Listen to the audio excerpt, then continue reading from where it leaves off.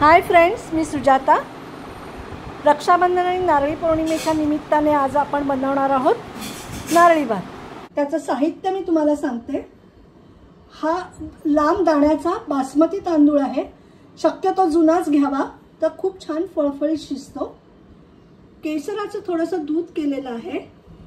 1 वाटी खोबरं, 1 वाटी गूळ, काजू, बदाम, मनुका या ऑप्शनल आहेत।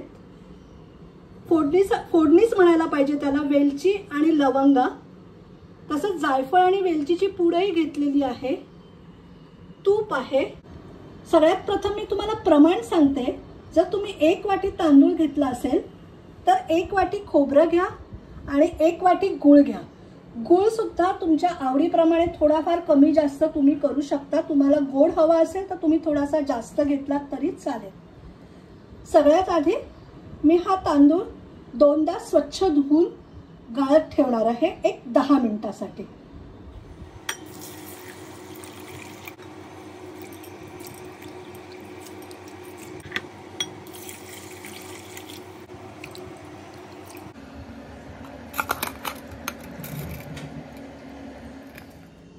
चला आता आपण भाताला सुरुवात करूया, कारण हा तांदूळ मी 10 मिनिटं भिजवून झालेला आहे। इथे मी कुकरमध्ये कसा करायचा हेही दाखवते। कुकरमध्ये मी साधारण आता 2 चमचे तूप घेते।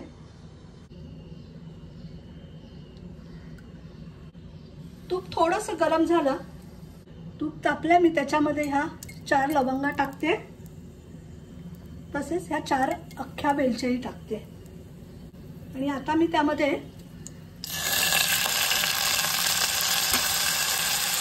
भात टाकला आणि हा छान 1 मिनिटभर असा त्याला छान तुपामध्ये परतून घेणार आहे। मी चिमूटभर मीठ टाकते।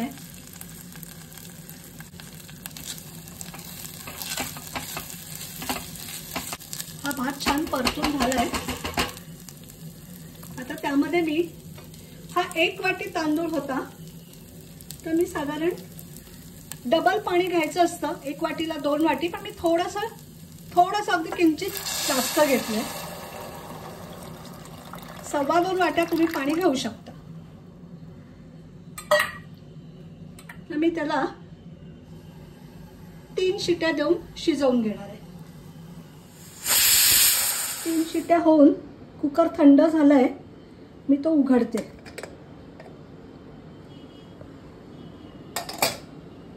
हा बघा, हा भात असा छान फळफळीत झालाय। थोडंसं पाणी असेल तर जेव्हा आपण गूळ खोबऱ्यामध्ये ते मिक्स करा, त्याच्यानंतर ते झाकून आपण ठेवून देऊ शकतो। तर मी इथे एका कढईमध्ये परत एक साधारण मोठे 2 चमचे तूप घेते। त्यामध्ये मी हे काजू बदाम टाकते। खूप लालसर वगैरे व्हायला द्यायचे नाहीये। त्यामध्ये मी आता गॅस मंद करा अशा वेळी। आता मी हे 1 वाटी खोबरं घेते आणि ते हलकं परतायचंय। आपल्याला ते लाल वगैरे असं काहीही करायचं नाहीये। साधारण अर्धा ते 1 मिनिट फक्त परता। आता त्यामध्ये मी हा 1 वाटी जो गूळ घेतलाय तो टाकते।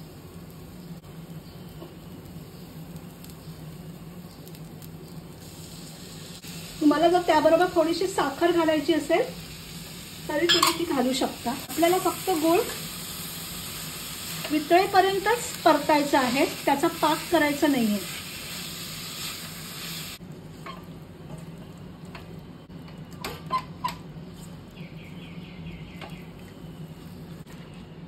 हा बघा, आता गूळ वितळलाय। आता ह्याच्यामध्ये मी आता मनुका टाकते।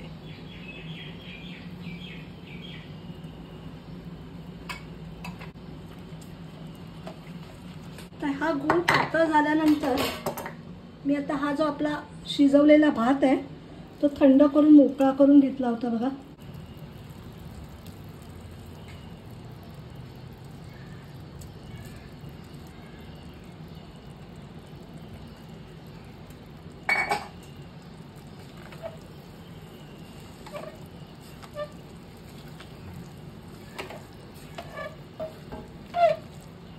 मोकळा करून घेतलेला भात मी आता या मिश्रणामध्ये टाकलाय आणि मी आता छान परतून घेते.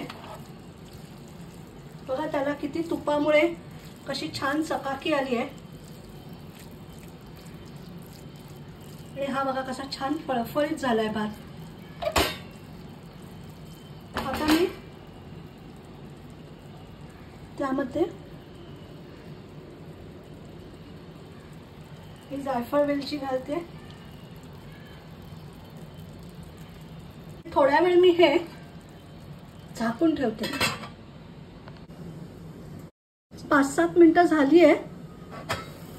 हा आपला नारळी भात तयार आहे. त्याच्यावर मी आता केसर टाकलाय आणि मी गॅस बंद करते.